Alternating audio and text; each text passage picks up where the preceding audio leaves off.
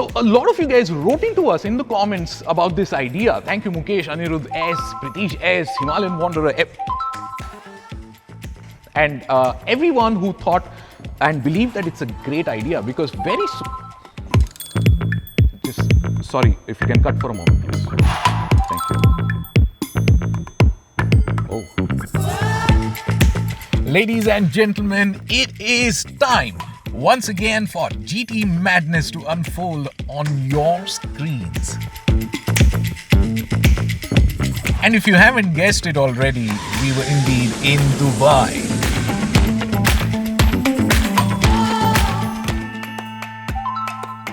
Your ride is waiting for you in the parking lot? It will talk to you.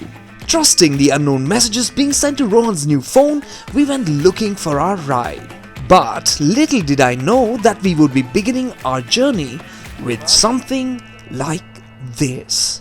Was ist denn das hier?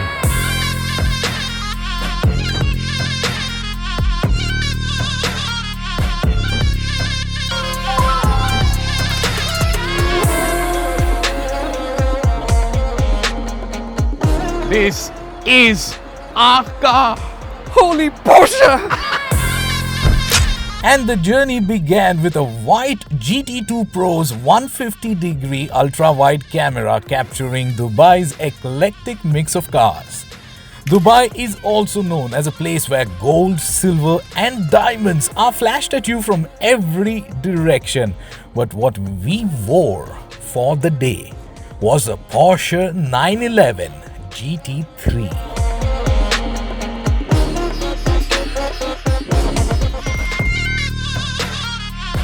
There is no way we are going to be resting in a hotel when we have been given the keys to the most specced out 911 GT3 ever.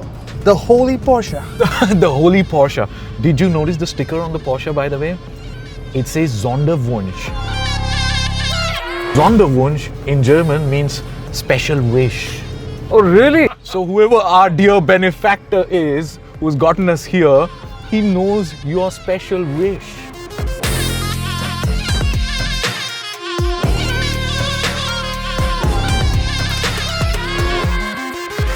Some really lovely touches, okay?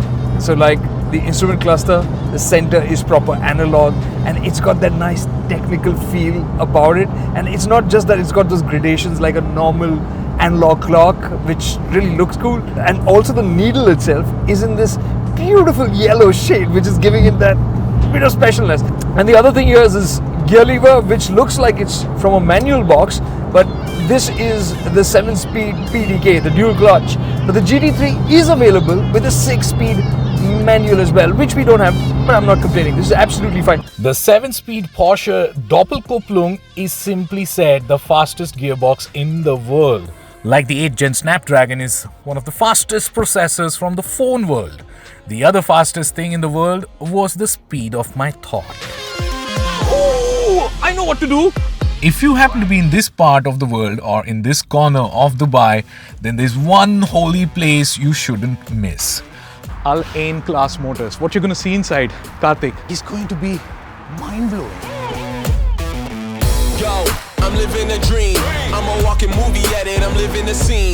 Got the crowd's hands up. I'm pulling the strings. It's one of the largest supercar and hypercar showrooms in Dubai, but that's really not its catch.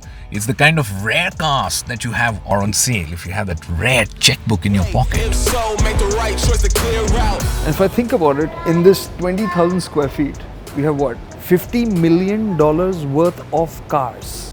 Al Ain Class Motors here, it is the official dealership for Koenigsegg Dude, in the whole of UAE. So if you want Koenigsegg, you know, do you think we could ask them? just check this out. But then we have Bugatti Veyron, Linea, Viver, Mansory. I've driven Veyron and I still remember the first time I saw it drive up. I was so taken aback by how small it was. You think it's much bigger in photographs. Exactly. While a Chiron is ultra exclusive, how often do you get to see the Holy Trinity lined up like this? By the way, my favorite here is the Ferrari F40. Enzo's final masterpiece, the F40, is possibly the most iconic supercar ever made, and without a doubt, the most iconic Ferrari ever made. The absolute definition of a poster car from the 80s, the F40 was proper excess, and it was the first ever car to officially have a top speed in excess of 200 miles per hour. Then there's the F50, which brought Formula One to the road. This is my poster car. This is the car that I have always dreamt of. It used a carbon fiber tub and a Formula One derived V12 engine mounted as a stress member. It was hardcore. Then there was the Enzo. It fittingly combined the best of Ferrari, road and track, hardware and electronics, naturally aspirated and non-electrically assisted. It was divine, so much so that the Pope had one. Alright, so Ferrari, and then what we have here is La Ferrari. In a crowd like this, the near 1000 PS La Ferrari can get overshadowed. This is not for fuel, right? No, it's V12 hybrid. How tightly wrapped is this? It looks like there's a cabin and they put wheels and they had space for an engine and that was it.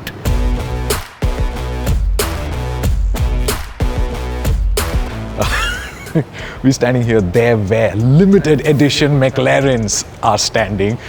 This one is one of 500. It's the McLaren Senna. That one is the P1 that Karthikeya is looking at and crying. 375 of them in the world. McLaren Elva, very limited. I think 149 cars in the world, I believe. Yeah. And by the way, there's no windscreen to the Elva, so that means all the wind's going to be in your hair. No, this particular part out here, this is going to just, jut out at high speeds, and that's going to be the windscreen so that the driver can continue stepping on the gas. This is the open top 765 LT. Ayan, how many of these in the world? Less than 500. So this is your most favorite McLaren? Nope. This is the one.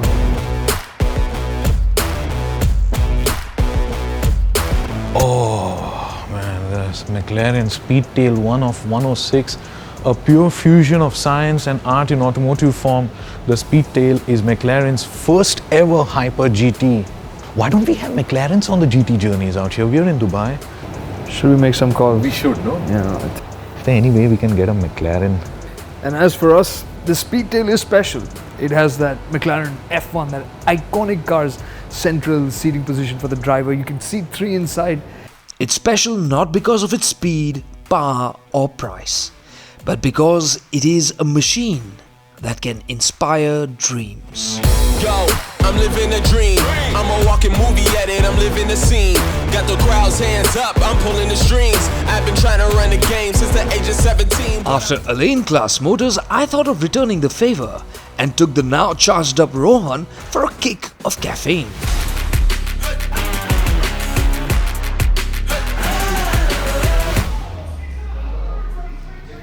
This place is bizarre. It's a cafe called Millimilia and it's packed with automobiles that could be part of any museum and would be behind closed doors and you'd be fine with it. But the owner of these cars has put them out here so that you could come here, watch a Formula One race, grab a coffee and be inspired.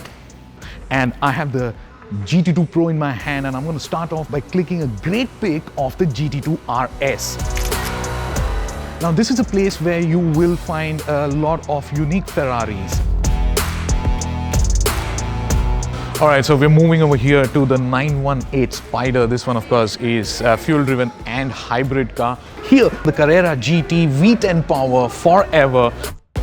And then you have to be very quiet actually out here and you have to really look out for not doing any misdemeanors because of this serious man here.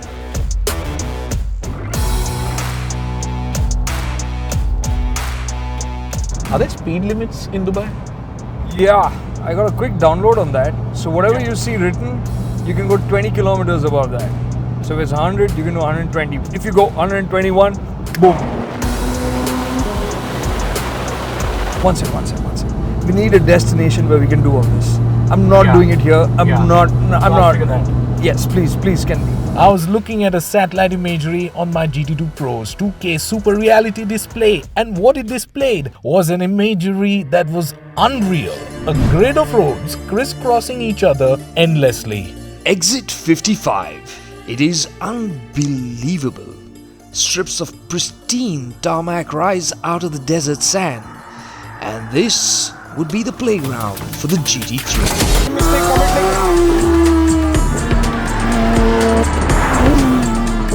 This is what I wanted, to feel that purity of that engine. The sound of a naturally aspirated 4-liter engine. It's got a double wishbone suspension from the Porsche RSR, including the control arm.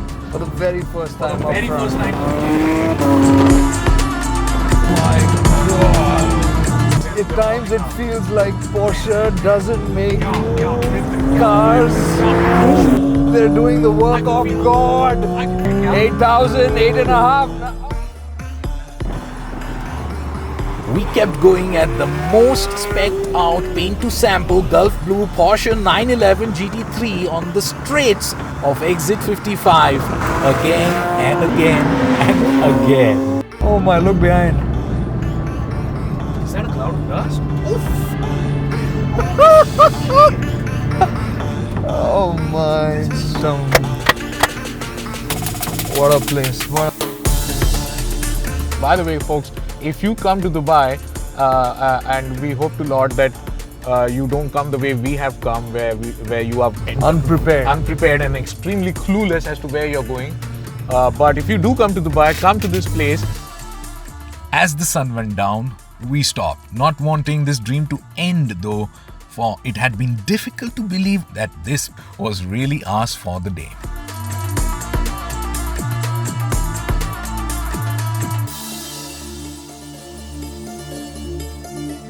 You know, every Porsche that I've driven till date, they aren't with me as memories, as pictures. They stay with me as sensations. And that's what, when you put your foot down hard on something like this, it's like your entire body is soaking up the experience.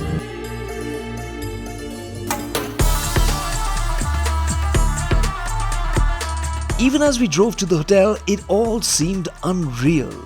Being in Dubai is one thing, but driving in a 911 GT3 against this stunning backdrop was something else indeed.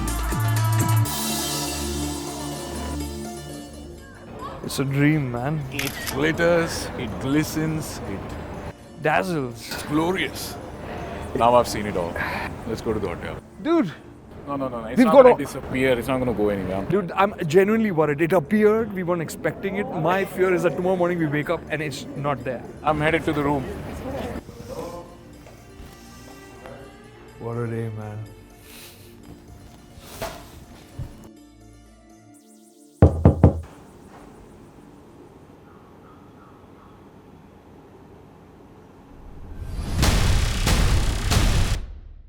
Well, this is happening. This is tomorrow. Tomorrow is now. And we are in a McLaren 720S.